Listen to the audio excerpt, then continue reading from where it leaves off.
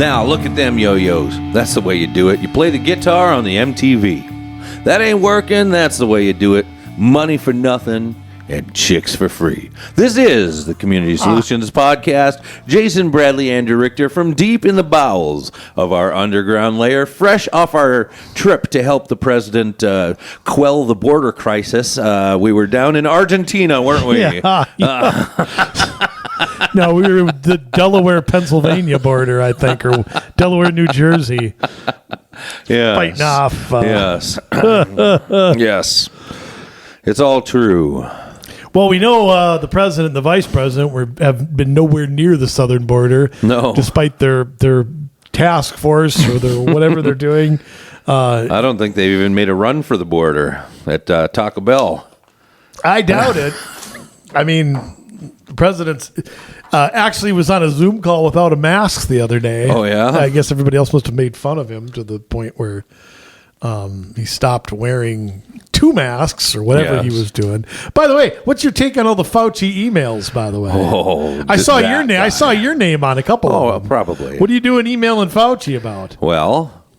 And by the way, can I say something? Why do we have one senator, Rand Paul, we have one senator calling out this quack? Yeah. Where are the other 99? I don't know. Well, you're not going to get 50 of them. Fine. Okay, where are 10 more? I mean...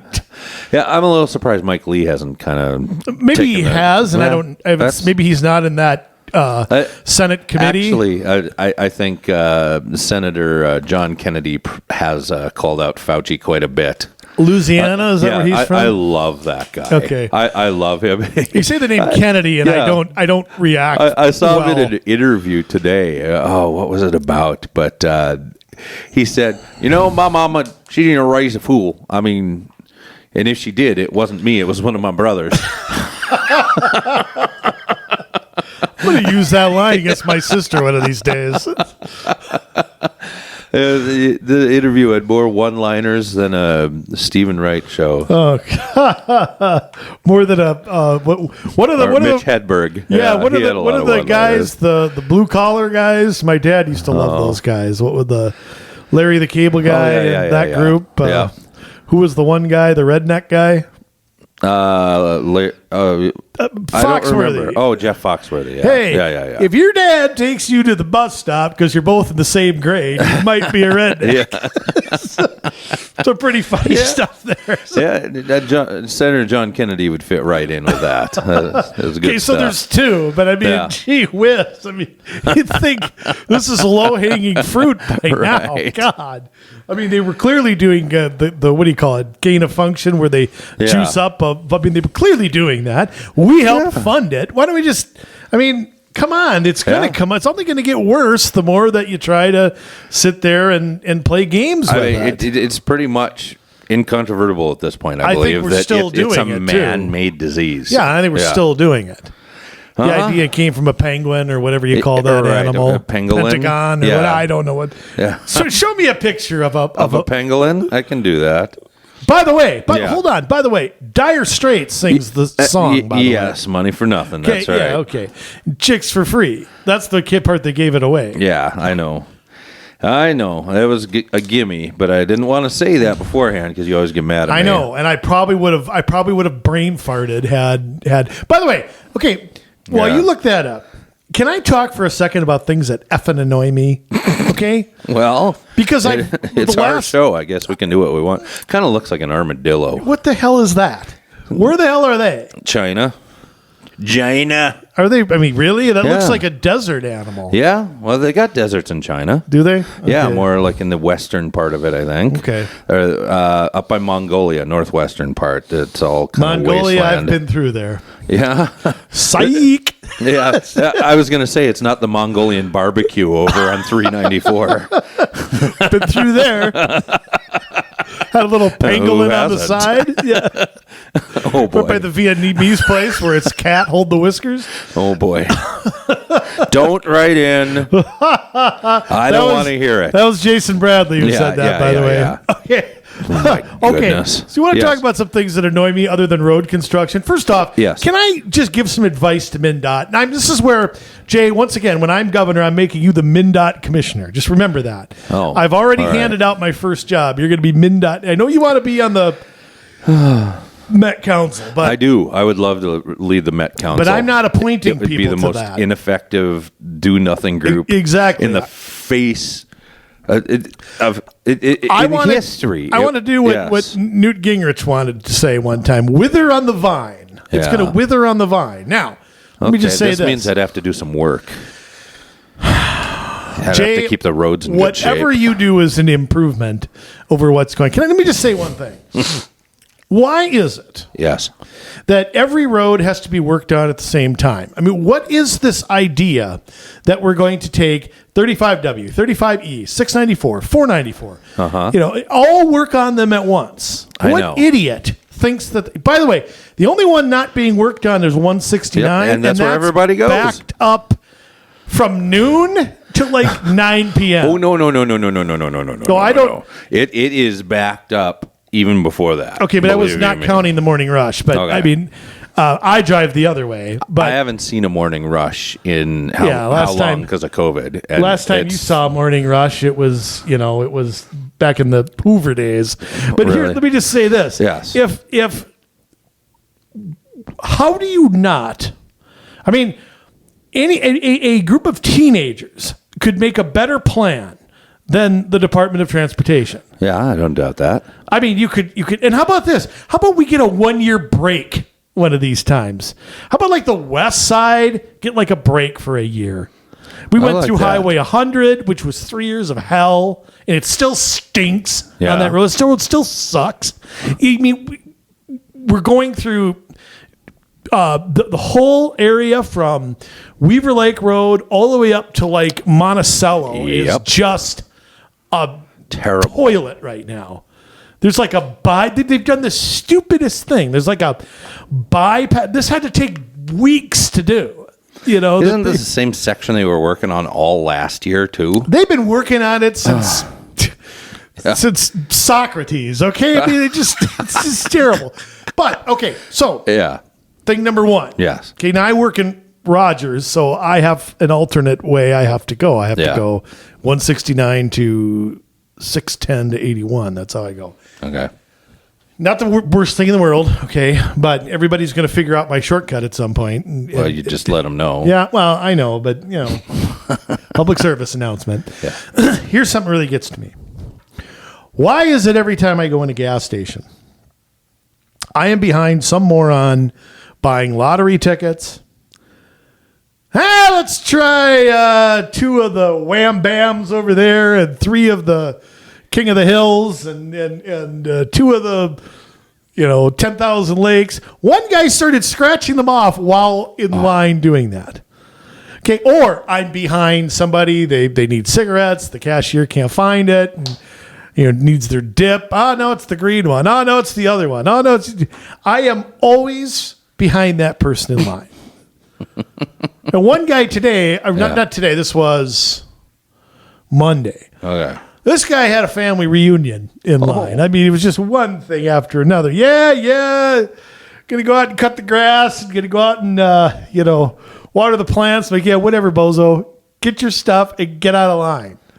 So and here's another thing that drives me nuts. If I got to go to a bank. Yeah. And I hate drive-thrus. I can't stand them. Yeah.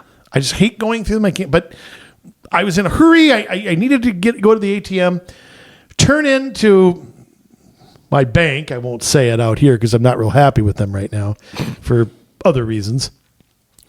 Somebody always cuts in front of me and goes in line in front of me. Always. Yeah. I'm like, it's open. All of a sudden, here comes some maroon Spanish caravan. Come right, boom, flies right in front of me and gets in line first. Yeah. And then they take their sweet ass time, check their balance, get cash out, make a deposit, scratch themselves, whatever they're doing. And it just, I'm not the most patient person as it is. Yeah, okay, but you don't say. Yeah, I don't say. Okay, I think I got that from my father. Yeah. I could tell stories about him too, and it was like the worst 3 minutes ever. Yeah. Just sitting there and sitting there and sitting there. Oh. See, when you're... What do you have that drives you nuts? Oh, boy. You see, and this is the thing. You may not be patient. I am very patient. I have the patience of Job. So when I lose my patience, Well, you lose your patience with me all the time, so I should be... I do? Let me just say this. Yes. Let me say this. So my dad one time, I got to tell this story real quick. I'm sure he just loved the fact that I tell this. That one time we were in line at a Dairy Queen or something, and the lady in front of us was not talking on her phone because this was long time ago, but I don't know, putting on her makeup or whatever. And my dad was going nuts. She wouldn't move forward. She wouldn't. Didn't have her money ready at the thing, and he's just going, and he's 10 times, then, okay, Yeah. not now. Okay, now he's a big teddy bear. Okay, but back then, a little more of a hothead.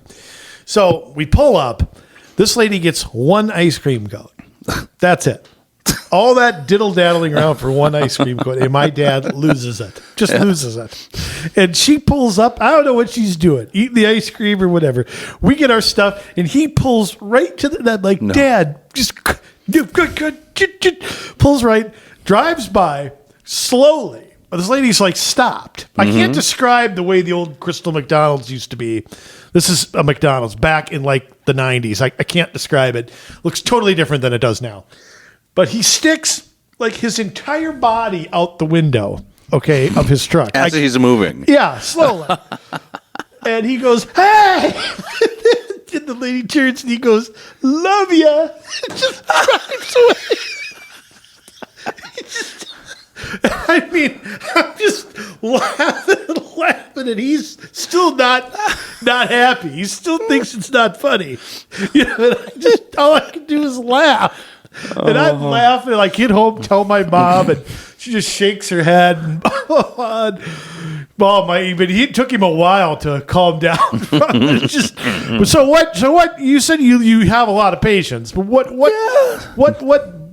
but something, you got to reach a boiling point about something, Jay. Other than government. Well, that's most of it, I think. Traffic does get me. Bicyclists. I told the great story on our other podcast, show the other day. Yeah. But a lot of times bad drivers really do get me. Speaking of, here's something that does chap my hide a bit. You've got these metered entrance ramps, right? Oh God. Some people stop for them and others don't. And if you're stopped and everybody's taking their turn and all of a sudden you got people that want to fly through on the other side. Yeah. You're breaking the law, technically, and you can cause an accident. Well, and let me just say this too. If there are no cars there, why are you stopping? Well, you're the one for the green light, right? Exactly. One car per green light. It went green at some point, I guess. Or right before and nobody was there. But the people where there's nobody and they stop anyway. Yeah. It's kind of like somebody shoot their tire. Just shoot their tire. Okay, just shoot their tire. I don't know, but I know. I think it was this podcast where I told the story about being pushed off through the trees onto the bike or the walking path. You did tell that story. Oh, was I mad that time? That got me. It was a great visual of that happening to you, by the way. Yeah. No offense. I know it wasn't funny. Oh, but. It was not funny. Because there's small trees all up and down 81 there at that point, and was I mad? Well, I'll tell you what. Traffic, road construction, slow lines. that'll do it to anybody. It'll just having to enter Minneapolis. Oh yeah, that too. Yeah. Minneapolis rage. That'll be a new disorder. Having hell with road rage and all that. Minneapolis rage is 10 times as bad. With what's going on there, that's its own mental illness. See, it's funny. I like I've said before, I'm a mental illness skeptic, except when it comes to Minneapolis. Then I think that anything is. I understand. Okay, I understand. You know, you got to work there or whatever. I get it, but Minneapolis rage is a real thing, right? So I don't know. I mean, it's stuff like that. A lot of my losing patience is over governmental things, and it can be with government people. It can be with people that just blindly follow the government and don't ask questions, and they don't.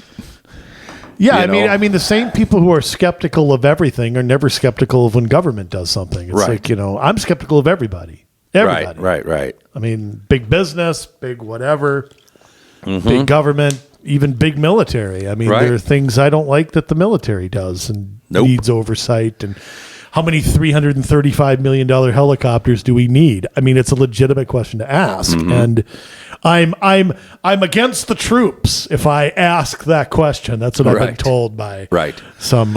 Get ready to be against doctors too, because the AMA has said that critical race theory needs to enter the medical profession, especially psychology, but all of it. So, get ready to hate medicine too. Who runs the AM? Who the hell are they? The American Medical Association. What, are they just a board of doctors, or who the hell are they? Yeah, I think so. Who appointed them? I don't know. Are they city council people that appointed them? Any professional organization who runs the American Planning Association, who runs Scientists have one. Yeah. Here's the thing about the AMA. There's a million other ones. The psychiatrists, psychologists, pediatricians. They all have their own little whatever you call it. Yeah. Foundation, I guess we'll call it, but they all have their own side group to do whatever the hell they do. Take money and spend it. That's what I say. Right. You just take money and spend it. I mean, you're dumb enough to give it to them, and what can you do? I guess that's freedom. But yeah. I mean, there aren't many I like. Put it that way. Even ones I agree with the issue, I don't always like the group that doesn't. Right. I'm not going to give examples here because I don't want to get into the weeds too much, but some groups it's like, okay, you're right on the issue, but you're not very good at electing people or articulating your point of view, or you're not very good at, like, you're too focused on one thing, and there's just a lot of groups. There's too many one-issue groups. Let's put it that way. That's just one thing that's kind of... I mean, you got to specialize a little bit. I think there's room for that, but I think that everybody's got to recreate the wheel. Everybody's got to have their own organization. Nobody wants to work together. Let me ask. Let me put it to you this way. That frustrates me. You're right in that case. Like, take the Second Amendment. Yeah. That's always under assault. Got to have gun owners back. Yeah, you do. In Minnesota, you do. But here, let me throw an idea. I should have mentioned this to Rob Dorr when we talked to him on our other show. Yeah. I want, and I don't care about Republican, Democrat. I don't care about that stuff. I want the amendments to the Constitution defended with the same passion that conservatives defend the Second Amendment with. Yeah.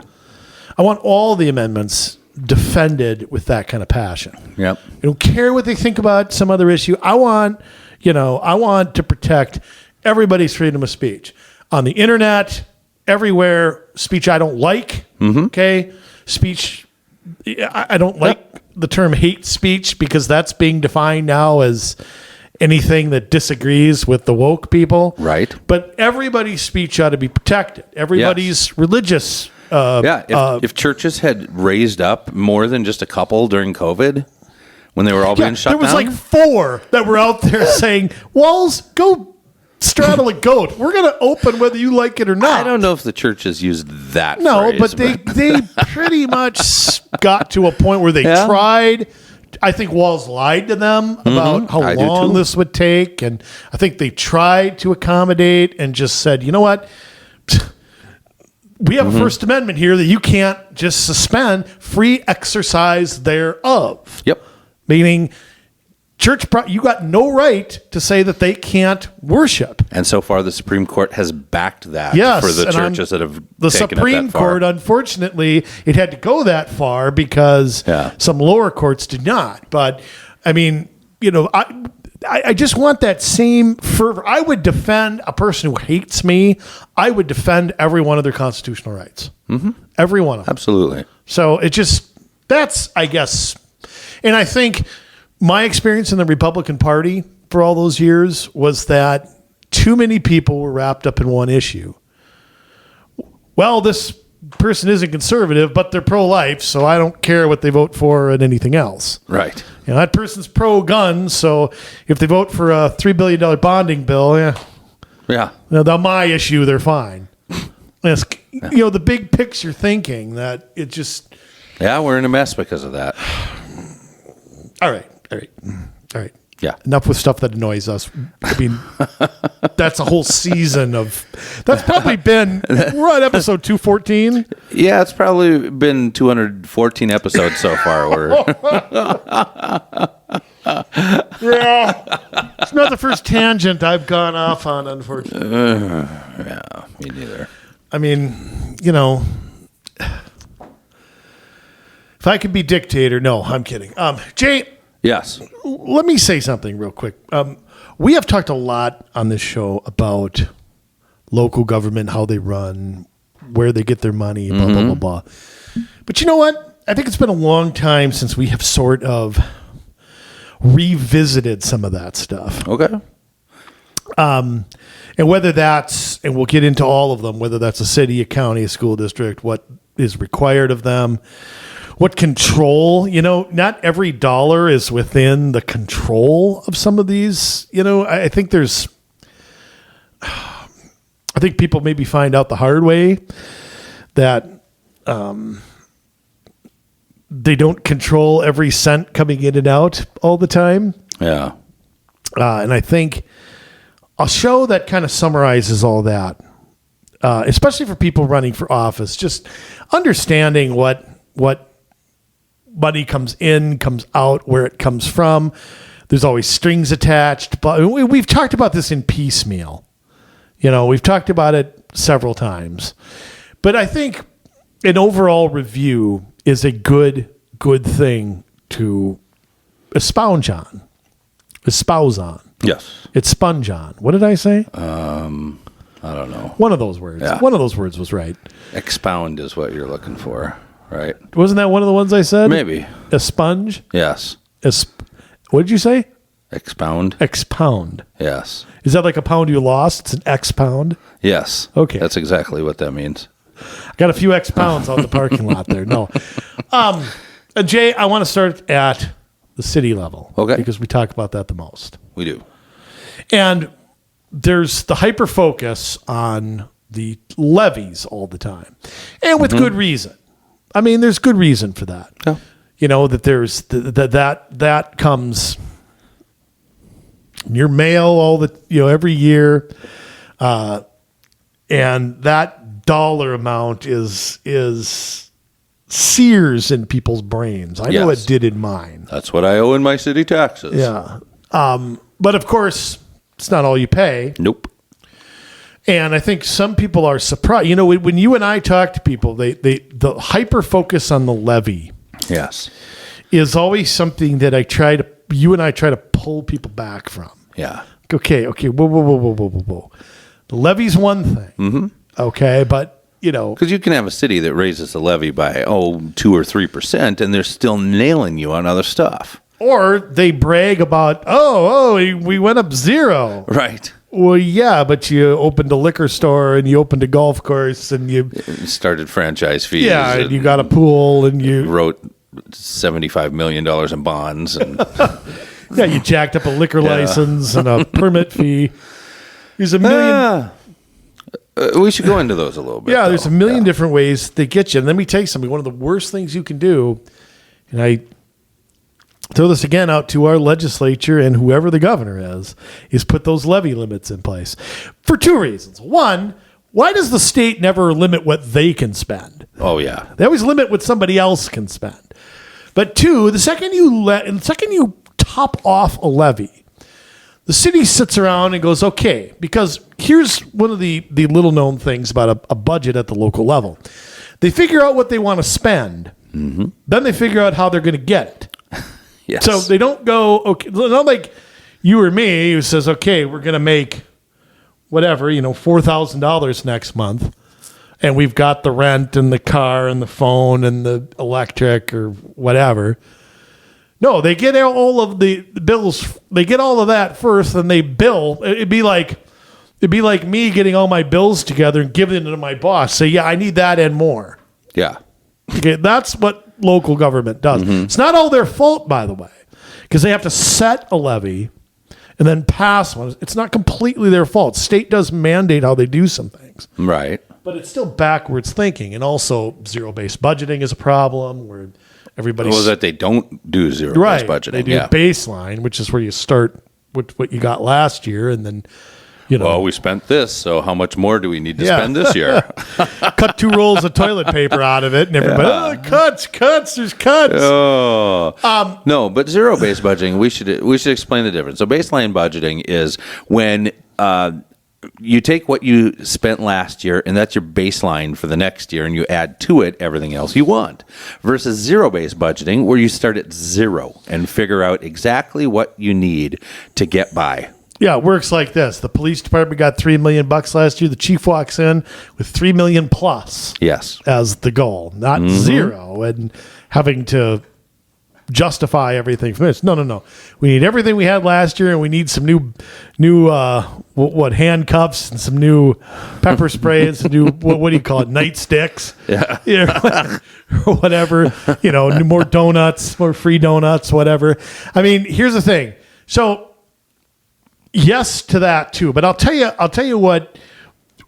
Again, the hyper focus on the levy, and this is what was the mistake made back. It was in the Plenty years where I remember this first happening, because that's when franchise fees exploded. Yeah, about a dozen years ago. And we should explain. I know we have before, but if you're new to the podcast, franchise fees show up on your utility bills. It is for sometimes your cable, your phone, utilities, internet, that kind of stuff. Not water and stuff, but no, because that's run by the city, right?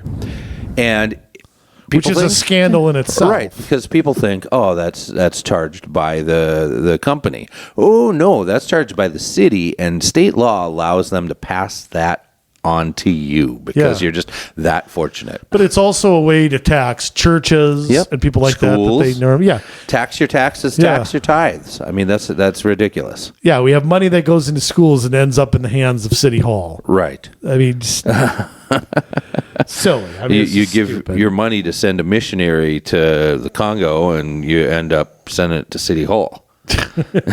Yeah, franchise. Yeah. But, you look at a city budget, there's tons of what they call revenue. Mm-hmm. I mean, permits and licenses, there's a permit and a license for damn near everything. Yes. Some cities still require, like very localized licensing for some things. Mm-hmm. Yeah, so for some cities, you have to have a state license to do business, and then you need a city license to do business in that city. Yeah, some cities are retracting some of that, but there is some of that. And obviously, I mean, liquor licenses are a big one.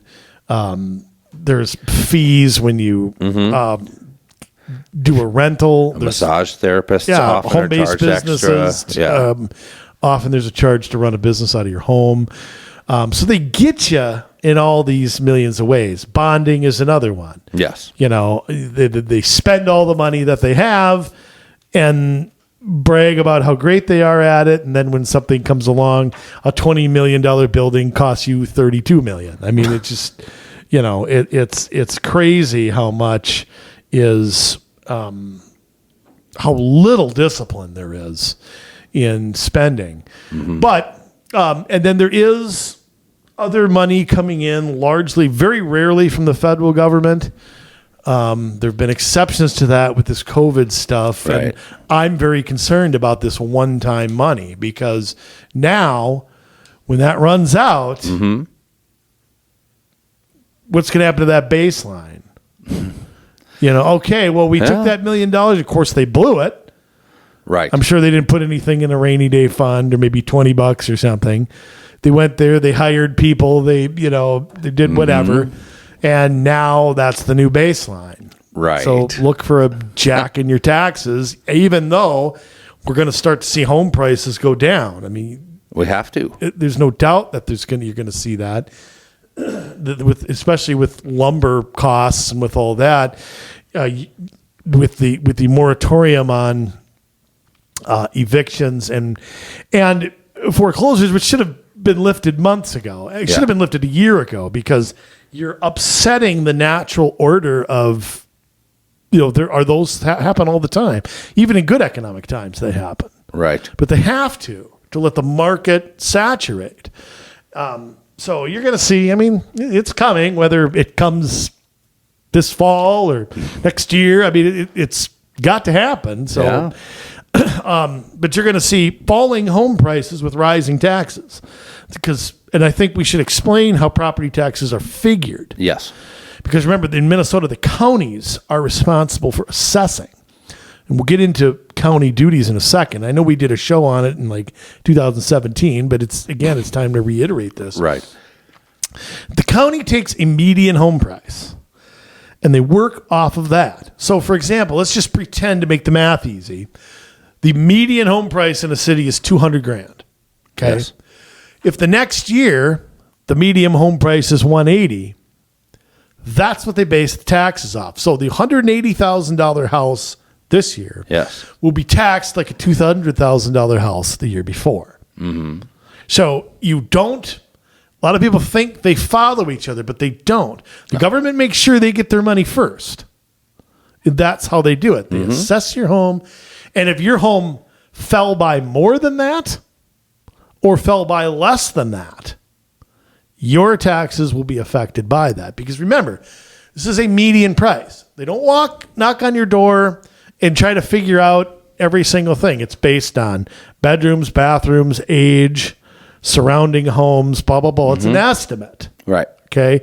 So you have to look at your property taxes in relation to the median home price. And I think that there is a misconception about, your value going down doesn't matter. No. It matters how much and what the median home price is. Right. And that's the best way I can explain it. It's the only way I can explain it. Like you said, how much they want to spend. Yeah. And your home price determines what portion of that you pay. Yeah, that's that piece of pie there. You can't have the pie, but you're paying for somebody else to have it. Right. So again, these city budgets, and then you look at state money, which is, through municipal street aid, local fiscal disparities, local government aid. There's other little things, para reimbursement. It's not easy to keep track of where your money, and it's not simple. And I think it's not simple by design. Well, and there are other ways where you don't even know that you're paying for it, but like tax increment financing. That's where like a contractor comes in to build a luxury apartment building, and I can't think of a city that would do that. I mean, a New Hope. And, that's right. Did I say that? No, that was me. New Hope. And the city says, you know what? For you to build that in our city, we're not going to make you pay taxes on the on the increase in your tax value. So whatever it is that your tax value goes up from an empty lot into a multi-million-dollar luxury apartment building, which is artificial to begin with anyway. Right. You're not going to have to pay that for maybe a 20-year period. And then who ends up paying for that piece of the pie? Everybody else does. Everybody else that pays property taxes ends up paying what that building should be paying. Yeah, you pay it slowly over time in increments. That's the whole thing. They create a TIF zone, the TIF zone, and that's how they do that. Now, they say they have to do that to bring in developers. Yeah. I say they hand it out to, I mean, there's only so many developers. These developers are huge. Yes. They don't need a tax break. Of course, Bill's barber shop and Maria's hairdressing place, they don't get anything. They don't get any breaks. But the monster corporation that wants to come in and build luxury homes or apartments that have nothing to do with the neighborhood anywhere around them get every break on the face of the earth. It's a total scam. It's a total scandal. And it happens everywhere. I mean, you get that. You got cities that give interest-free loans to developers. yeah, I mean, I'm sorry. Is there a city a bank? So we end up paying for that. Yeah. Brooklyn Park. I want to know if Olympus or Target have paid taxes yet. Right. And we know Robbinsdale was doing that as well. Yeah. I mean, Yeah, I never even heard. Did they do that to the new Hy-Vee over there? Was that a TIF zone? Probably. I'm not for certain on that one. But I know, like, Travail, when they were building their new building, they got an interest-free loan to do so. From the city? Yes. So where was the city's pot of money? That's what I'd like to know. I know. So they're taking your tax money and they're loaning it out to companies. That tax money, if they did have a pile of money, probably could have been used for a purpose so they didn't have to bond. Right. Could have been used in a tax cut. Could have been used to, do whatever needed something in the city, whether that was parks or roads that needed repair or something like that. And instead, it was an interest-free loan to here, have it, yes, and pay us back with not 1 cent more. Yeah.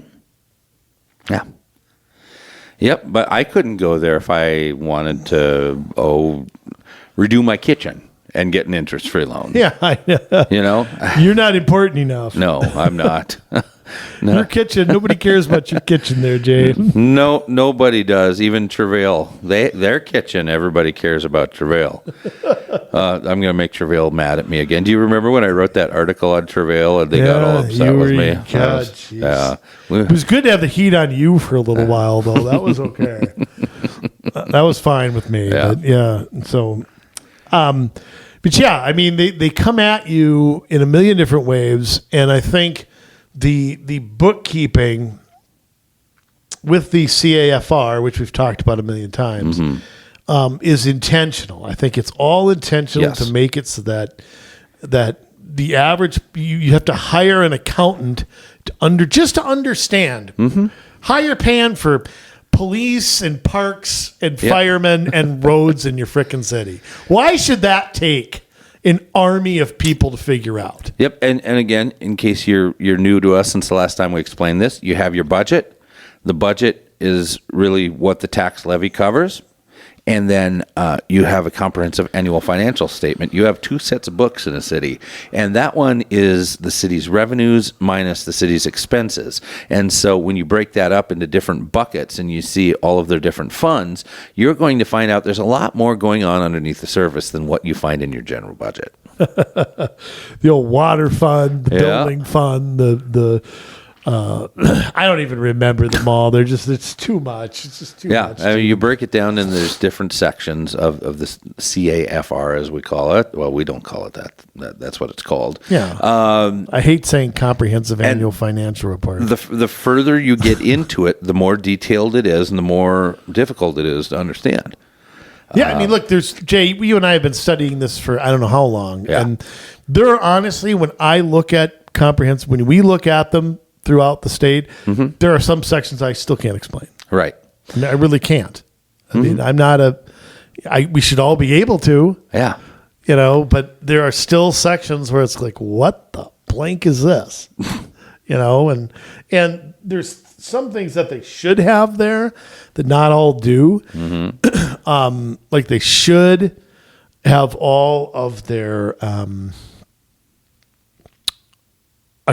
they should all have their bonding schedules in there, and they're not always there. They should have it for the whole length of the bond. And typically what you find is like the next 3 years, probably on purpose so you can't total up the amount. I've seen some cities that do. Yes. If they do a 10-year bond, you will see the bond schedule. And sometimes it's on graphs that are not real easy to explain. You really have to, they have to be colored, or you have to kind of, I don't know how to put it. It's just like, it's just not the best job of explaining. But I think some cities don't do that. Some cities don't total it up. You've got to go and kind of figure it all out, or they have one page where there's a big total, but it's, kind of broken down a little too general. I mean, I know I'm going off in some minutia here, but, it's just kind of, there's not one standard on how to do it. And so it makes it, you really have to look individually. And maybe that's good. I mean, maybe everything doesn't have to be the same, but I think everything should be at least understandable. Should be. It's like if somebody was explaining your finances to you and you didn't understand it, that's a bit of a problem, isn't it? Pretty easy to understand zero. Yeah. I have true zero-based budgeting. How much you got in there? Zero. Yeah, there's the in the hole part. Yeah. That's huge, and then there's a few little marbles over on the other side. Yeah, still less in debt than most cities. So.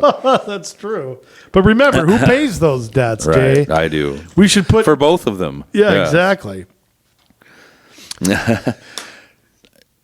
There is another tool at the city that they have just started implementing. State law has changed, allowing cities in certain circumstances to charge a sales tax. Yeah. And what's funny is they all have to lobby the legislature to do that. Mm-hmm. And it's like at some point, they're all going to be able to. Yeah. I think it's a good thing, but I don't think they should have to lobby the legislature. That's where I don't like. Yeah. Because I think if a city wants to do that, they should have to pass a referendum. They should not be able to threaten you, though. Right. We should not have an Elk River repeat where it's like, okay, you either pass this sales tax or we're just going to bond for it. Mm-hmm. So what do you want to do? Do you want a regressive tax or do you want to borrow? Yep. Nice options. Absolutely. We're doing the project. We're not asking you that. We don't care if you want this or not. We're not asking that. We're just saying, do you want to get shot or hanged? Which one? Let us know. I mean, that's really what went on there. But I mean, I am not in favor of local governments being able to do that. I think our sales taxes are regressive, and if we're going to do something like that, yeah. Another tax needs to be removed, or this needs to be sunsetted, or there needs to be some provision where they can't, because I fear it'll be never ending. That's the big problem. How many taxes go away? Very few. Yep. Our liquor tax. We have a liquor tax in the state of Minnesota to pay for bonds on the Metrodome. I think they're paid for. Probably. Yeah. I think the Metrodome is dust. Okay, and we're still paying the tax. The money the politicians just spend it on something else. So, I mean, it is a slippery slope to go down to open that source of revenue. Mm-hmm. And again, it's one of those things not on the tax levy. Mm-hmm. Okay, so the tax levy may not go up very much, but guess what? You're paying a new sales tax. Yes. So it's a bait and switch. Some people would argue local control, but I would argue that the way they're going about it is really not giving people a choice. Mm-hmm. When you tell them, look, you approve a sales tax or we're just going to do it some other way, that's not giving the people a choice at all. So, not wild about that one. No. Not wild about. Now let's move on to counties, Jay. Okay. Because counties are very different than cities. Yes. They have quite a few. They get money from state and federal government, at least here in Minnesota. And they have a lot of things they have to do getting that money. Yes. I mean, counties are responsible for what? Roads, health and human services. Courts. Yep. Assessing. Yep. The hell else they do? I mean, they for the sheriff's office. I mean, they law don't enforcement. They don't have control over the sheriff's office, but they do have control over the purse strings. Sure. Yeah. I mean, the sheriff is elected, but yeah, they don't decide their own budget, and so lot of responsibility. And if you look at the levy, and we'll pick on Hennepin County because that's where we live. The majority of the money does not come from the levy. Yeah. I mean, which is amazing. They have their own sales tax, as we know. Okay. They have a wheelage tax, which I just paid, by the way, my tabs. And yes, they were expired, but nobody pulled me over. And they have, like we said, they have a lot of mandates. Some are, I don't want to get into too much minutia on it, but some are funded. Some, quite frankly, are not funded all that great from the state of Minnesota that demands. The state of Minnesota passes, what do you call it? What's the health thing? The health thing? Yeah, the Obamacare thing. What's that called? The MNSURE. MNSURE, yes. And that is up to the counties to administer. I mean, they do the dirty work. I mean, it's not the county's fault, that's not quite. I mean, when you add all the health, every county's different. That's the problem. The need in Hennepin County and the need in Coochin County might be. Watanawan. And I don't care what the state says. You can't come up with a formula that makes it all equal. There's just no such thing as that. So it is a lot on some places, and it's a lot more on others. I mean, some places. The sheriff's office is the dominant law enforcement in the whole area. Yes. A lot of small towns don't have their own police force. Or they might have, a Roscoe and an Enos, and that's pretty much it. Yeah. And there's not much, actually, that Roscoe was a sheriff. Yeah. But and Boss Hogg was a county commissioner, an appointed county commissioner, which is kind of a weird. Still goes on in some southern states. Yeah, because I always wondered what Boss Hogg was. And back, it was not uncommon for areas without cities in them to have a commissioner be appointed by the governor. That still goes on in a handful of southern states, by the way. Places, a place like Hazard that would, be rural without. Boss couldn't hold all the sub jobs that he does on the show, okay? But, he couldn't be the bank president and the fire chief. He couldn't be that. Or the Duke Boys probation officer or whatever. He could be that. But those positions did exist. That's not BS. It's not made up. So, there may be that. But, for the most part, law enforcement in more counties than you'd think. Is the dominant law enforcement entity, or whatever you want to call it, in an area. Maybe some counties in northern, western, and southern Minnesota might have one big city, a county seat. Well, even then, though, the sheriff is the highest law enforcement officer in that county, no matter what. Yeah. That is true. Even in Hennepin County, the sheriff Hutchinson is our transit what was he? He was a mall cop or something. Transit cop, yeah. Transit cop. He's the highest ranking law enforcement officer. The most invisible sheriff on the face of the earth, Hutchinson. Where has he been in the last year and a half? Might still be guarding the Fed. Yeah, they're just completely gone. So, but anyway, getting back to counties, like I said, there's a lot of mandates on them, and they get a lot of federal money. I am just shocked at how much federal money they get. Yes. It's like, really? Somebody's sending a check to to D.C. from Pocatello, Idaho. Yeah, they're sending it up to whatever Kitson County or whatever else is up north. Itasca and all that. It goes to the federal government from Pocatello. I guess the government takes out their 75%, sends 25 over to there is Kitson some federal County. Stuff, I guess, that does go through the county, but not. I'm surprised. In Hennepin County, it's more than 10% of their budget. Yeah, is from the feds. So it's just kind of strange. How much money is spent by the federal government on other governments. Right. It's just I don't know. It's weird. When did that start, by the way? I mean, don't know. New Deal era? I mean, when did that start? Yeah. It had to be after the Fed because you couldn't print money and deficit spend. Right. So I go back to Jackson. I know you don't like Jackson, but I go back to Jackson. I love him. I go back to him. The only time our federal debt's ever been paid off was 1835. See, and that's the thing. The federal debt was paid off, and he got rid of the central bank. Those two things I applaud. Everything else, vicious racist, hate him. Even going after Calhoun during the nullification stuff? Calhoun was the vice president. Yeah. Hey, look, I mean, here's the thing. We can debate that another time. But Okay. I think Jackson was, especially on those banking issues, Yeah. even though I might have taken a slightly different track than him, on the bank issue, because I do think that there was a recession after that. And I think he could have done things a little differently. However, I still go back to the what he talked about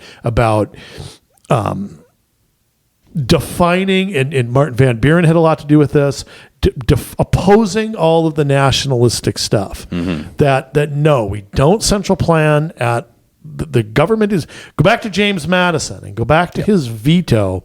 There's a very famous veto message that he wrote when he vetoed a roads and canals project. And he said, I agree that we need to do this, but this is all within one state, and it is not the job, I'm paraphrasing, but it is not the job of the federal government to take money from one state and give it to another. Right. And that Madison set that precedent. I'll tell you, Jackson really romped on that because he vetoed more things having to do with things like that, pork spending. If you go back to his vetoes, now he rarely wrote about them. He wasn't a writer. He just vetoed them and gave Congress a middle finger. A little different. But I mean, the whole thing of a limited federal government, I always have admired his stance on that. Despite whatever you don't like him about. I mean, and there's things to criticize of everybody. But the whole, we're not going to centralize everything in Washington, whether that's banking, whether that's internal stuff, and so on and so forth. Henry Clay's kind of system there, which had its pluses and minuses too. But, anyway, I'm off on a tangent. You're going after my man Jackson, so I just back to counties for a second. Yes. So, you see the county government, and we've harped on this, Jay, controls so much money. Yes. And yet, so little is paid attention. I'm still amazed at how little attention from anybody county government gets. Yeah, I mean, they get all of this money and they give it out. We didn't mention, I think, soil and water conservation districts. That's also run at the county level, even though those are elected positions, except in Hennepin County where it's appointed. I don't know how they get away with that. It used to be elected. To be elected, yeah. I don't know. And then, you have things that are shared services like watershed districts and things like that, where the counties often will have to kick in for things like that. Or cities do that too, by the way. Further out in the boonies where Mado is, I'm sorry, I don't mean to phrase it like that, but outstate where Mado has one of its 10 redevelopment organizations. It's Mado. You're paying for that. You're paying for the people that work for Mado full time. You're paying for the people that work for your regional development organization full time. There's the staff. There's the the hours that they put in. There is a lot that falls on the county's attorneys and their office too. Their offices can be big. Oh yeah, they can. Absolutely. So, but getting that money, counties don't necessarily. They get in on kind of how we talked about property taxes, but they don't have just one levy always, do they? No. Well, almost all of them have at least two. And cities can have this too. They can have an EDA housing levy. Counties have what's called an HRA, and I can't remember what that stands for. Housing redevelopment something. Yes. Administration Yes. or yeah. So they again do the property flipping, or they can. I think it's more prevalent out in the rural area. I think in the 7-county metro, I think the cities EDAs kind of take over that because there's not a lot of public land. But out in the, like you say, the boonies, I think that that's much more prevalent at the county level. And then they can pass a railroad levy as well. Yes. So there are, again, ways where you get paper cut everywhere. And I will say this, for counties, they do have some control. They also, though, can hand out grant money. They can receive grant money. And that's just another drip of everybody. You'll hear it especially in local government where it's like, oh, but we can get a grant if we do this. So we can get a grant if we do that. We can get a grant, get a grant. Yeah. Money, free money. But it's not, because it comes from the taxpayers. You just have to love those city councils that go, hey, we're going to get a free grant from the county. Well, let me think. Who is funding that county? Just spitballing here. Who's funding that county? Would it be the residents of the entire county? City and your whole city, and you're celebrating getting their free money? I mean, that's an addiction. I would call it coercion. I mean, I think it's more coercion. We're not fixing this unless you agree to do this and this and this. We don't care if your residents want it. It's not what we're interested in. We're interested in doing this road our way. It's a county road, and we're going to change it, or we're not going to. Where have we heard that before? We're not going to. We're not going to fix it. The road could be falling apart, and the county can blackmail you. Yeah, that's what they told us, and that's how we got our start. And with complete streets, where you have to have streets that are helpful for people of any age or ability or economic status, and a lot of the cities justify the program because, then we get the grants. Well, guess where that money comes from? The taxpayers.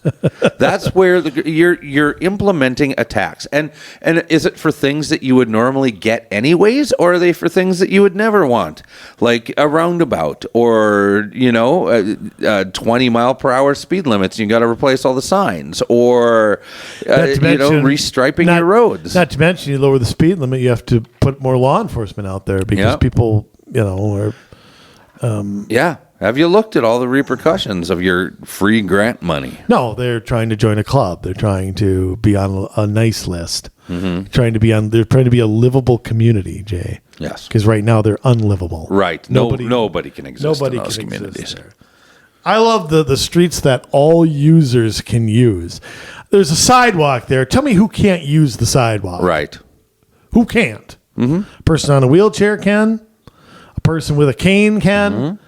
I think if you're gender fluid, you can. Right. You can walk upside down and use it.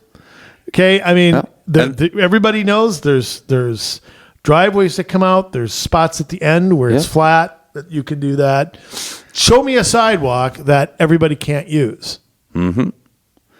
Exactly. So why do I need a lane and a sidewalk when everybody can use the sidewalk that's right there? What's the sidewalk for?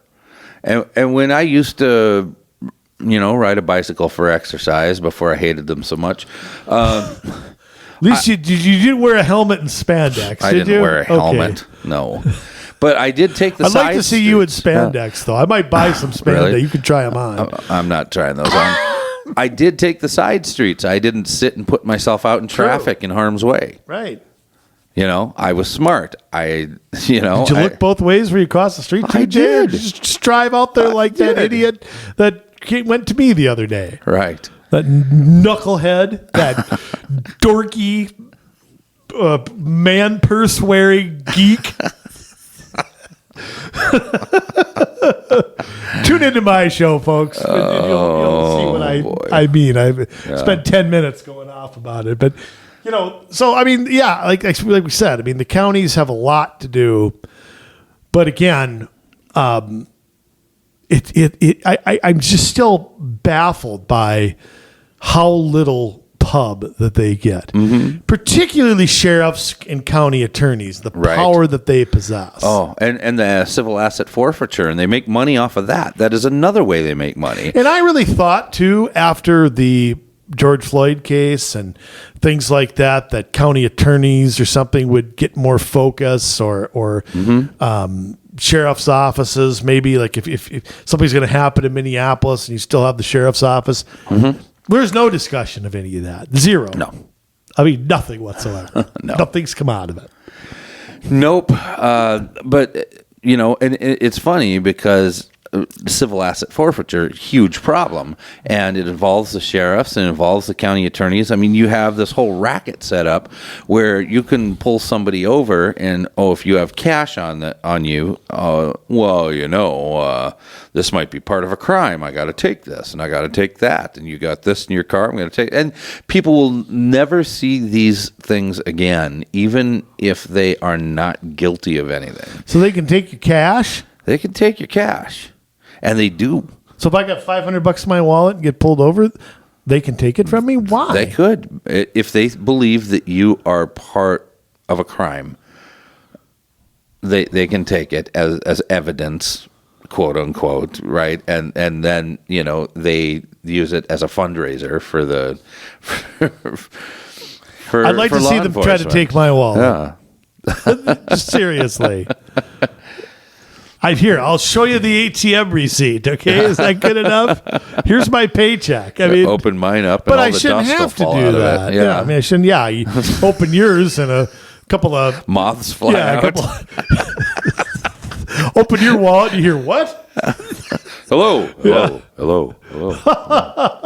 You hear like a tape running out. Like the end of a movie. Yeah. Yeah. Nothing to see here. Nothing here. But, so, I mean, let me just say this. Yeah. Civil forfeiture is just totally ridiculous. And vehicles. I mean, vehicles they impound and never sell. Yeah. What the heck? They make a lot of money that way, too. And I love how they make money. I love how they make a lot of money. And if they think that anything was bought with drug money, and when they bust into a home, they can take that. They can impound that and they can sell it. Big screen TVs. Don't they have to give you a list? Stereos. Of what they took and what? I don't know if they do. But how can you prove that I got a TV 2 years ago from, I mean, just think about it. Proving beyond a reasonable doubt here. Right. Just because I got a $500 TV, how do you take that and show that somebody got it from, Yeah. Because you could have bought it at Walmart or Target. Right. I mean, okay, I got the Christmas receipt. sale, I bought $200. Yeah, or it was a gift from Grandpa. I mean, what? How are you gonna? It's like you have to prove your innocence. And they have confiscated firearms from people that have been big time. Have been hand-me-downs, and they never see them again, and they were never part of a crime. And again, they use it to enrich the county. That's another investigation we got to do. Yeah. I mean, we just have to. You know what we got to do? I want to get a guest in here that's been the victim of that. Oh, hey, if you've been a victim of that, email us, comsolutionsmn@gmail.com. Seriously, because that's, again, so where do you hear about, Channel 5 going to do anything about this? Yeah. No. I mean, come on. Whether it's been guns or material possessions or money or whatever. Sex toys, whatever. I mean, that might be a little racy. But let's, if the police vibrators have stolen things, if you've had the county come in and do civil asset forfeiture on you. By the way, I talked to a guy the other day that was addicted to soap. Soap? Yeah, don't worry. He's all clean now. All right, Jay, let's just move on real quick here to okay, bad joke. Let's move on here to school districts a little bit. Yes. We can talk about the forfeitures another time, and we will. But school districts are a particularly touchy one for me because this is where the central planning at DC And look, there's some school boards I really don't want them to have control. Yeah. But let me tell you something. The idea that you're going to somehow take all this money in DC and in Minnesota or the state, spit them out equally, and somehow make a formula that nobody understands, nobody can explain. The districts can't understand and can't explain. Is such nonsense, and you talk about taking the power away from any local ability to change, whether that's curriculum, whether in some cases, not all, whether that's the amount of staff that you want to have. There's mandatory things there. Did they set up classroom ratios that you have to meet? I mean, it is what our school districts have, and I'm not defending them because they do have some power, and I think they always want to blame the boogeyman. Right. But a lot of it's the majority of the money does not come from your local taxes. That is where I think a real big change has to be made, because even though it's in the state constitution to set up a uniform system of schools, what that looks like and who runs it, to me, is open for discussion. Yes. And it should be what's best for the kids, not for the adults. And, the idea that you're going to, every year the school districts just sit back there and wait, I should say every 2 years, and wait for, the state to tell them what they're getting, and it's sort of a racket. And right. And can you explain that a little bit? Because there's a difference when a school raises a levy, it's for a specific amount, a max that they can. Right, and then they get all this money from the state, right? And that's two separate buckets. Oh, very much so. Yes. Very much so. So the state actually is the majority of it. Yes. And there's all these little things, too, that I should mention that come. Special education, the feds have their hands in that. Free lunch. That's mostly federal. Yeah. Title I, which really depends on your district. Attendance, overall attendance. There's something called your ADM, your average daily membership, where they call adjustments are made, which is a state thing. There's education sparsity money, where if you have your district has less than X amount of kids or something. I can't remember. I don't think it's by district because some districts have combined. But there's something where if within a square miles or something, you get extra money for busing or something like that. I can't remember what the criteria is. It's just too complicated. But there's a million different things and I should say too, the state funding is based on school population. Yeah. But there's caveats to that. A high school student brings in more money from the state than an elementary student. Yeah. They have a different formula attached to them. Middle school student too. It's K through 5, 6 through 8, and 9 through 12. And they all have a different formula. So it is, if your kindergarten class is smaller than your graduating class, you will get more money. If your kindergarten class is more than your graduating class, you will get less from the state portion. So it is weird, confusing. I don't know why that is. The only thing I can speculate is that older students have more class options and stuff like that. That's the only thing I can think of that make bigger schools. That's the only thing I can think of that makes any sense. But why they do it that way, I have no clue. Yeah. Maybe if they spent more when they were younger, I don't know. And then there's money on top of that, and that's how, especially the money going to districts with X percent of kids under the poverty level or on free and reduced lunch. That's how Minneapolis and St. Paul get so much money. And the formulas are evolving, complex, needlessly. And I don't think it's something the state can run. Because number one, you remove local accountability. And I think that is critical to have, that the locals always, and look, in some cases they're right. Mm-hmm. You know, it's like, look, I'm being told these kids have to take a test. Yeah. On science and or whatever it is. So we have to eliminate music because I have to put resources toward these tests. You know, doesn't matter if your kids want to take music. Doesn't matter if, you know, that's a popular thing or you have a good teacher. Right. All that's irrelevant. You know, so I mean, there are legitimate complaints they have, and but I always say, go back to the Minnesota School Boards Association, see what they've lobbied for 20 years ago. A lot of it is what they complain about now. So I don't know how much.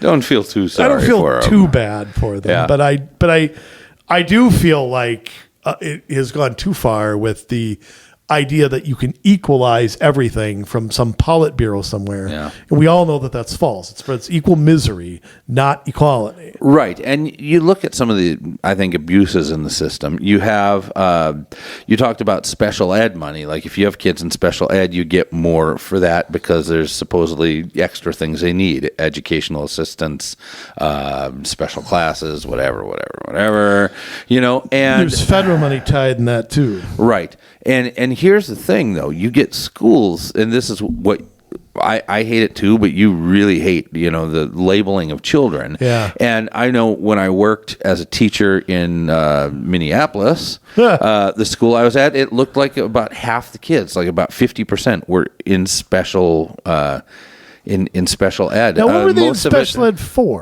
Emotional behavioral stuff. So we're talking about, you know, attention deficit. We're talking about, you know, and I think most of it is mom and dad weren't telling the kid, you sit down and shut up in class or you're going to get a licking when you get home. Yeah. You know, it's you know. I feared that more than I feared any teacher. I can tell you that. Feared mom and dad fighting out. Yeah. So I was told by my dad, you pretend it's church. yeah. It works sometimes, but not always. Right. Now the teachers are telling the kids to pretend it's church. Yeah. But that's totally different. We're going to teach you a new religion. Exactly. Yes. Different, you know, the sun is God or something like that. Oh. So, I mean, yeah, but you're right. I mean, there is, and I think it's also, it's funny because the truth is, a big part of me believes in testing, Jay, because you have to know what kids are learning. Yeah. Yeah, not what they're memorizing and forgetting. And I use my own experience in school as a great example. I never studied, ever. Yeah. K through 12, I never opened a book. I mean, I skimmed. I did my homework. Yeah, I skimmed if I had to. And I was an honor student. Yeah. Me too. And I always say this. You want to know why I don't have a college degree? 2 reasons. Yeah. 1 is my fault. 2 is high school didn't prepare me for college. I picked up this is why I say this. Being what you'd label a kid as gifted today is as much a curse as it is a blessing.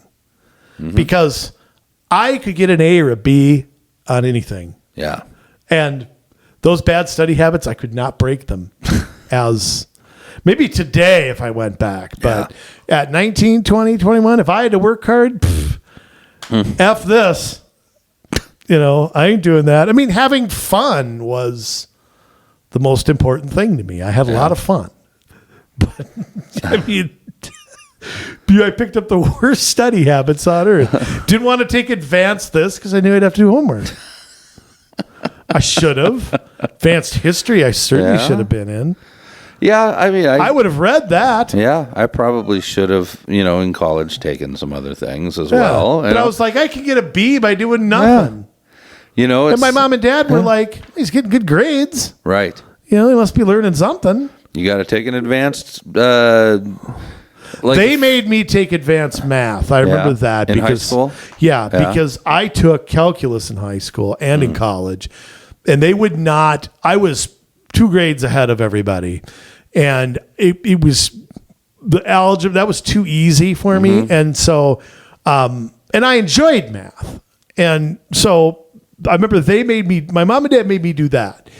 But beyond that, if I was getting an A or a B in something, they thought, well, he must be doing fine. All right. So, the truth was, I wasn't doing anything. I just didn't tell them. I did my homework. I didn't put a lot of time into studying. You getting a call from the teacher? No. You go to my mom went to conferences when I was 18. Yeah, mine too. Yeah, I mean they just went. My mom liked to meet the teachers. I didn't mind. I was doing well. If I got in trouble, it was outside of school. Yeah. I wasn't a smart ass at that age. So I mean, and I said, go ahead. Oh, well, he's doing well. So I think it's not their fault. I think they thought that I was being pushed, and I really wasn't. I didn't want to tell them. Yeah. So, but I wish I would have in some ways. Right. I wouldn't have been a bum at 21. Well, I don't know. I mean, I've always considered myself a very hard worker, but at the same time, it's like, I went through high school and I didn't take any study halls. I made sure I got everything completed my senior year. See, I took as many opens as I could. My senior year, I took 3.5 study halls for half of the year and spent it in the band room practicing music. Yeah, boy, tooting your horn. Yeah, then it was in for... Yeah, half. If I had it open, I was caught. I was off campus. If I had it open. My senior Cooper year wasn't a prison back then. Yeah. You could just walk right out the front. See, when I was 18, I talked my dad. Actually, I shouldn't say this, but I'm gonna. It's 25 years ago. I talked him into signing something. Yeah. There was. I remember I had to bring home like an emergency contact thing. Yeah. And my dad was a truck driver. It was my mom who was supposed to do this, but I think I forgot it or. There was a reason I said to him, and what I slipped in there was when you were 18 back then, you could just sign yourself out and go home. Oh. So I slipped that in there. He signed it. I brought it in there, and it was like all his other signatures. He always signed stuff. James M. Richter. I was actually pretty good. I never forged a signature, but I could. And so he didn't know that. So if I had nothing seventh period... Yeah. I walked down to the office, signed myself out, left.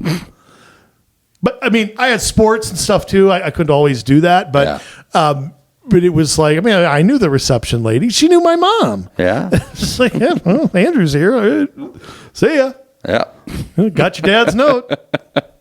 So, like I said, Cooper wasn't a prison then. It was very different. Right. It was, I don't think I saw a cop the entire time I was there. Wow. I don't remember. If it was there, I don't remember.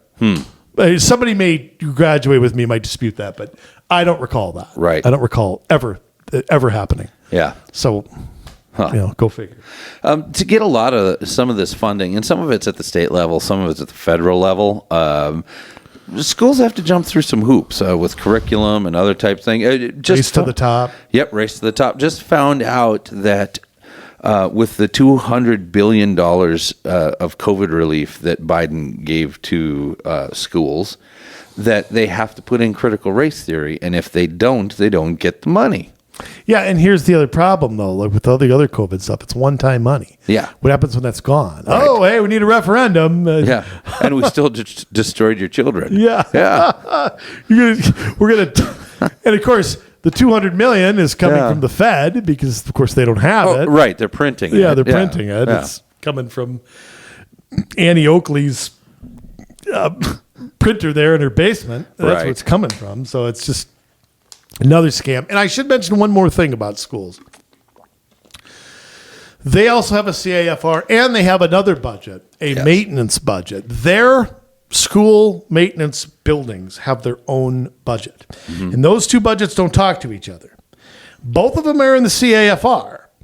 So you can find the assets, like you talked about earlier, Jay, the assets and liabilities and all that. But again, they actually have two budgets that they deal with. The deferred maintenance budget as well as what's called their operating budget. So they have two, and that will show up, by the way, on your taxes. They will have, they're supposed to anyway, those buckets listed. It's not one, it's two. So you'll see, and that's why when they do they can do a maintenance one, they can do what's called an operating levy when they do that. They also have bonding authority, just like counties and cities. Don't forget that. Repairing, renovating a school building, no government building costs less than 8 figures. Right. You know, they got to have state-of-the-art LEED standards and all that crap. Yep. Yeah. So, I mean, keep, again, when you're thinking about that, keep all that in your head, that it's deficit spending, 2 budgets, money coming in from everywhere, and there are limits on what your school board can and can't do. Mm-hmm. So it is kind of it is something that really needs leadership from St. Paul and from Washington, and we're not going to get it from either place. We wouldn't get it. The only way we could get leadership from them is if everybody upped and quit and went home and we never heard from them again. That's the only way it could happen. But there's some school boards I don't want to have control over. Right. Some are that bad.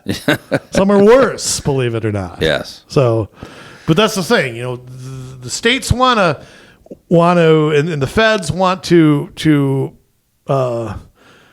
you know, get all this stuff in or out of education, and everybody wants to take away the local authority. Yes. So it's big government everywhere.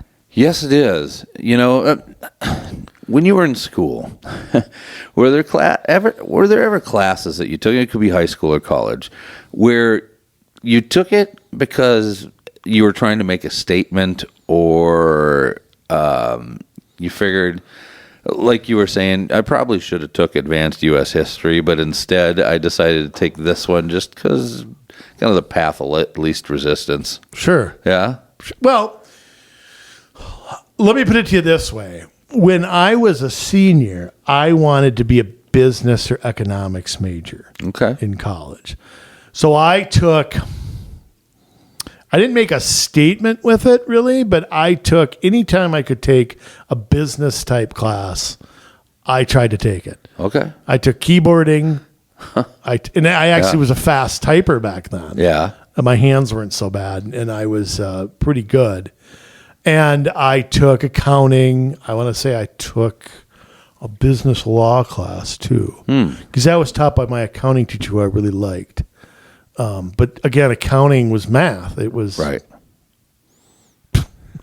It was a cake. It was just a walk in the park.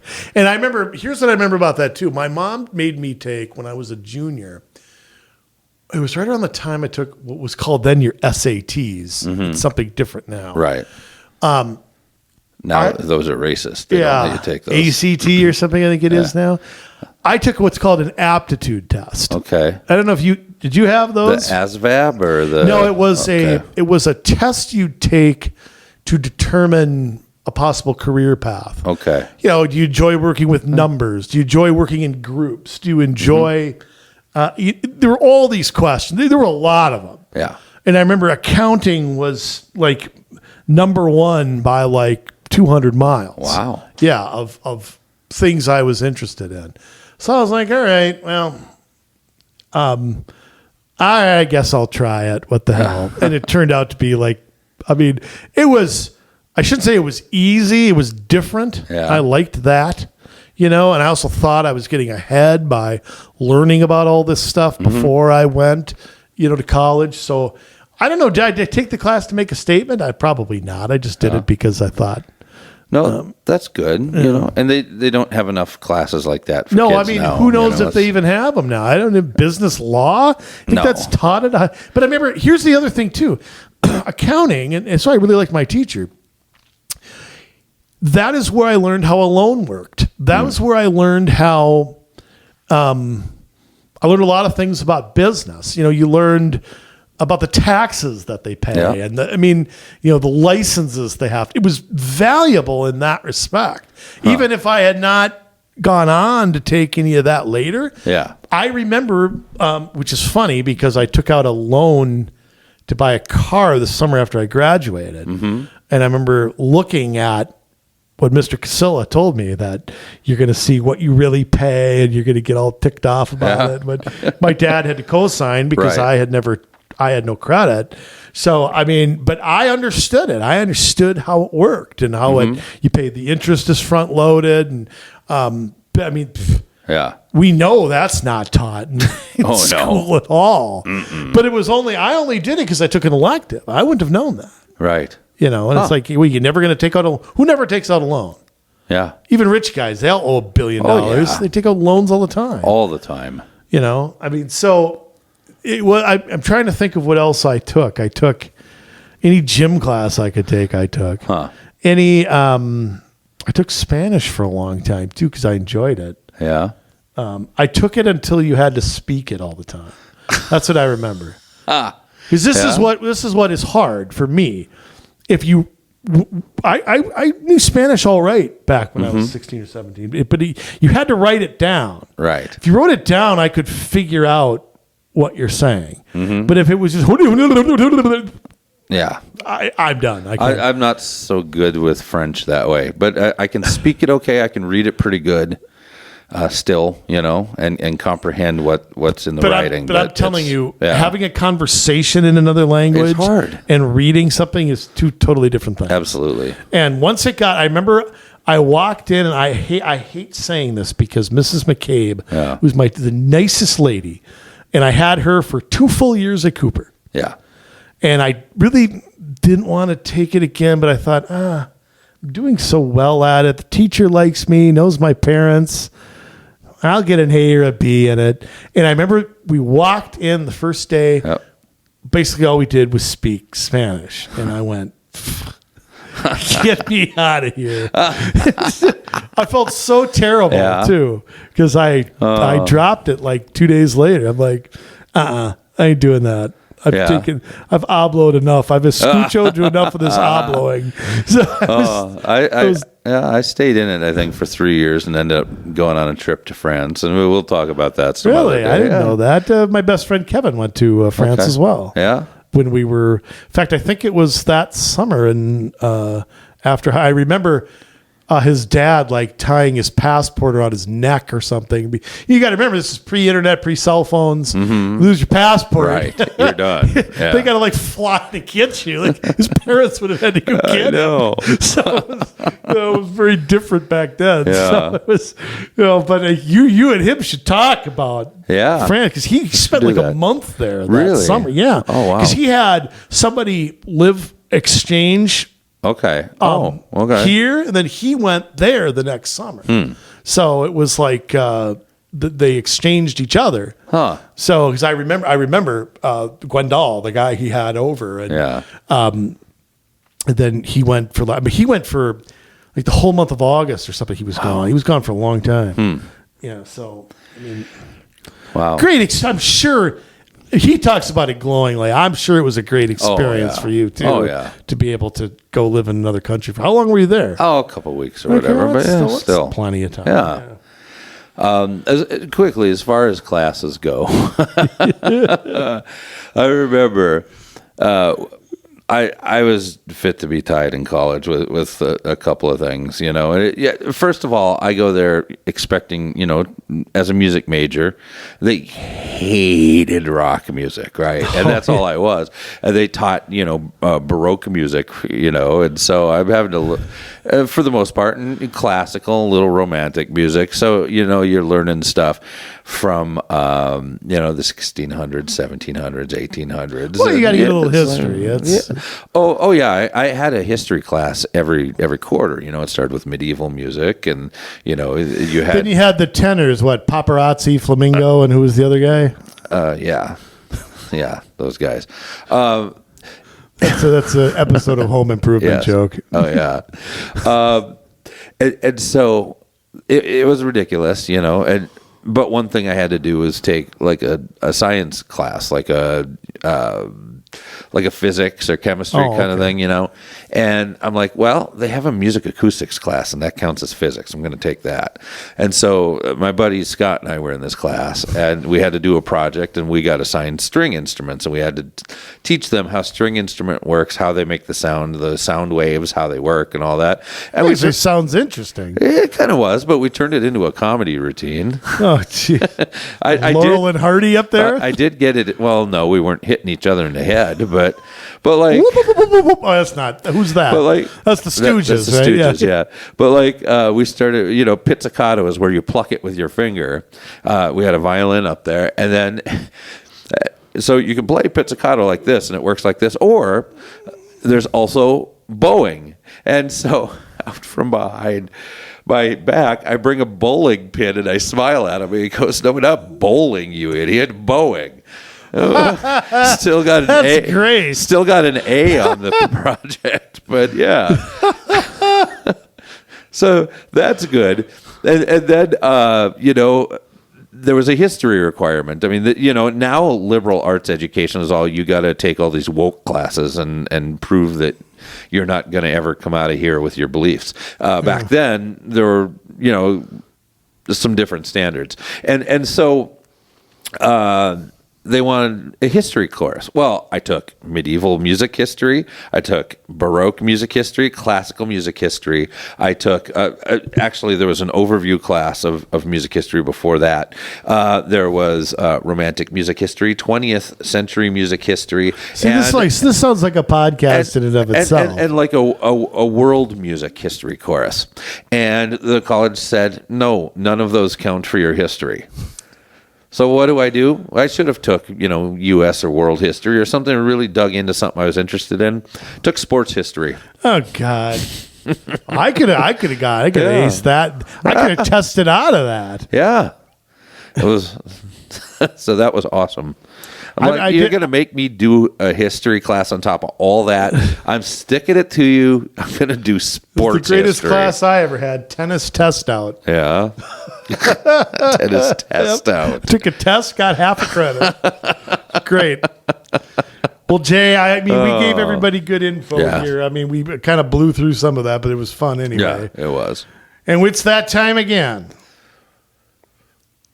Oh, you're going to ruin my mood again, huh? No, I like doing this. That's all right. Styling and profiling. Jet flying, limousine riding, wheeling, dealing, son of a gun. With the sign-off sermon, Community Solutions once again presents the only man I trust with two first names. Jason Bradley, the floor is yours. Thank you, Andrew. Well, I came in here ready to get after it, and I think I relaxed a little bit, so that's good, because I came in a little irritated. I maintained my composure. Remember, you said that I did. It takes... Oops. Yeah, that's good. We look at all the money that the government collects, and it's collected at the federal level, it's collected at the state level, it's collected at the county level, it's collected from cities and schools, and it just doesn't seem like there's any end to it. And they keep spending money that we don't have, and frankly, that our children are never going to have, and they won't stop. We have people that are so irresponsible in government right now, and it happens at every level. But they just figure, we can tax for it. The money's going to be there. After all, long time ago, we were putting up a candidate against somebody in Crystal, Mr. Mark Hoffman, who was kind enough to give us a soundbite saying that at any time we can tax the people for anything we want to put it bluntly. Tax the butts off of, is that how he put it, Andrew? Something like that. Anyways, it was to cover our butts. Oh, to cover our butts, we can tax the people at any time we want. So we can spend whatever we want. And that is the attitude of a lot of people in government. That they think that somehow they have a divine right to our money before we even get to our hard-earned money that we work for. But let me tell you, that's not the way it's supposed to be. That is not the way it was intended. Not until 1913, when that stupid income tax went in with Woodrow Wilson, was America supposed to be that way. But now it's for whatever they want. Whatever, you want to build a new school, you want to build a new fire station, you want to make it a Taj Mahal of a fire station, have at it. You need new smart boards and teacher raises and whatever, and let's pile it on. And hey, while we're at it, why don't we write a new $2 trillion bill or put a $6 trillion budget out at the federal level that we're never, ever going to pay off. And in fact, that is probably exactly what they think. They're going to print the money until they ruin the economy so far that they're going to have to say, oh, well, you know what? Let's just start over. Let's press reset. And we're going to put out a U.S. digital dollar. And we're going to have this digital currency. And guess what? You can send in your dollars and we'll swap them out at a reduced rate, of course. We'll exchange those for digital dollars because those will be worth so much more. It's a scam. It is a scam. It is a scam. It is a scam. And we are not doing anything to stop it. Well, there's a couple of cities. There's a couple of cities trying to get more responsible in their spending, trying to get rid of debt. When you have cities that have millions of dollars of debt because they've accrued so many bonds that they're not going to be paid off for 20 years or more. And by the time that they even get a third of the way into that, they'll have written new bonds. There needs to be an entire culture change around how we see other people's money. That's the thing. When it's not your money, you're a lot more willing to spend it. But unfortunately, that's all they got, other people's money. And so they spend, and there's no reverence given to it at all. I've heard about politicians in the past who have spoken about how we need to, as politicians, recognize that this is not our money, it is the money of the people we serve, and we need to approach our spending with the utmost of reverence. Oh, that's not what they do now. No. They see something what they want, and they figure out how they're going to get it. They figure out how they're going to spend for it. They're going to spend $40 bazillion to see how shrimp run on treadmills underwater. You know, they're going to buy a hammer for $78 million. It's ridiculous, the amount of waste, and they don't care that you have to pay for this someday. They don't care that your children are going to have to pay for it someday. They don't care that your grandchildren are going to have to pay for it someday, if we even have a country at all at that point. So what do we do? Because we don't have any say. In fact, there's cities that you don't get any say. You don't get to have any input into how much money they spend, how they spend it, where they get it from, and you just have to go along for the ride. And if you don't like it, then you take care of it next time the election comes around, which everybody forgets about it and then doesn't take care of it. So, I don't know, what do? That's where we come in, ladies and gentlemen, fellow patriots. That is where we come in as people who know better, as people who honor the financial sacrifices that are made from our fellow Americans on behalf of just lousy spending everywhere. We need to get sanity back in our country, our states, our counties, our cities, our school boards. They have to stop just saying, oh, we can solve this by throwing dollars at it. And we have to make sure that we are only spending where we know that there is the utmost of clarity, that this is something that is a necessity. No more shrimp running on treadmills. No more overpriced hammers. No more TIF districts for multi-million-dollar development companies that can come and build their own buildings on your back. No more of these super opulent city council buildings, schools that have to have the latest and greatest of everything, curriculum that we don't even want our kids learning. We've got to be more judicious in how we spend money. But it's not happening with these people we've got in office right now, so we need to do a clean sweep. I mean, I'm not just talking about Democrats. I'm talking about Republicans, too. When you have Republicans in the House and in the Senate that are willing to sign on to these omnibus bills that spend billions of dollars,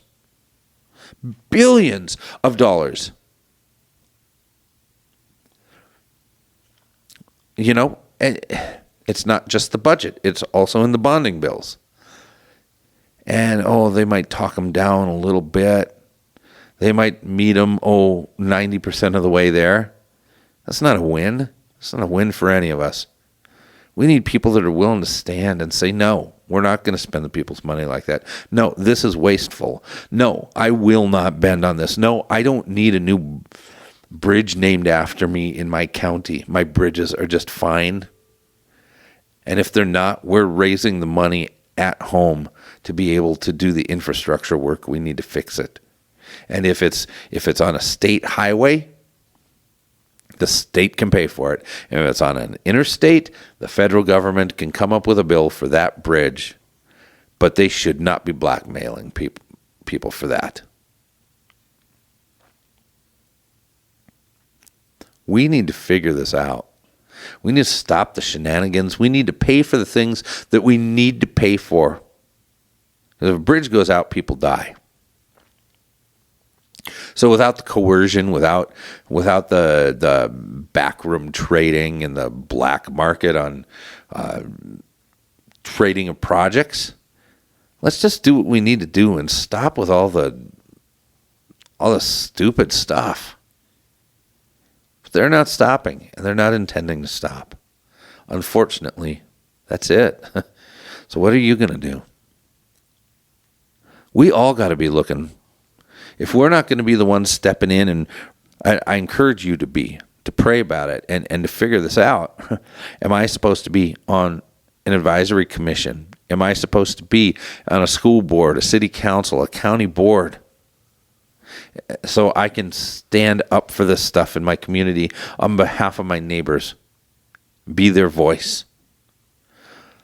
If that's not you, be on the lookout for somebody that is.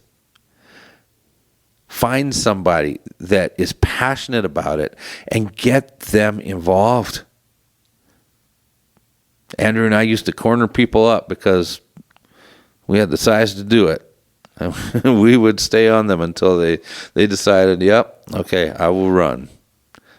You might have to do that. It's okay. But you know what? However you get it done, whether it's you, whether it's somebody else, we have to find those people. We have to start building those networks. We have to come into a place of being focused on a goal. And that goal is eradicating Marxism and returning to sanity in the way that we spend, in the policies that we pass. But it's up to us. So I encourage you to pass this information along. Let people know about this podcast. Give it, comments and thumbs up and whatever it is, wherever you're listening to it. Because we need to get the word out there, and we can all be part of that network. That's something we all can do.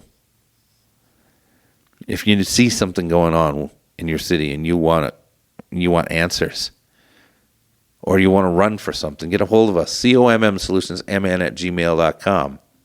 That's COMMsolutionsMN@gmail.com, and we would be more than happy to help you. It's go time. It is time to do something now.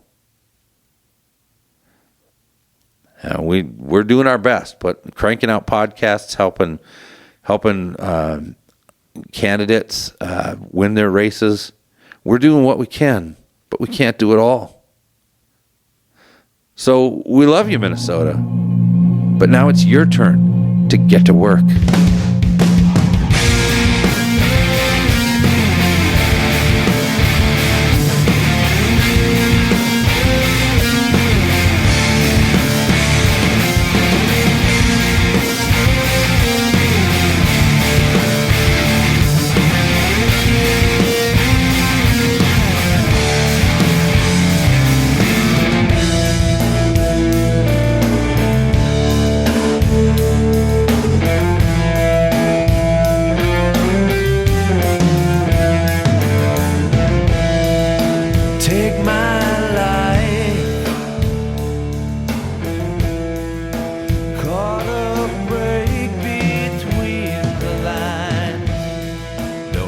me.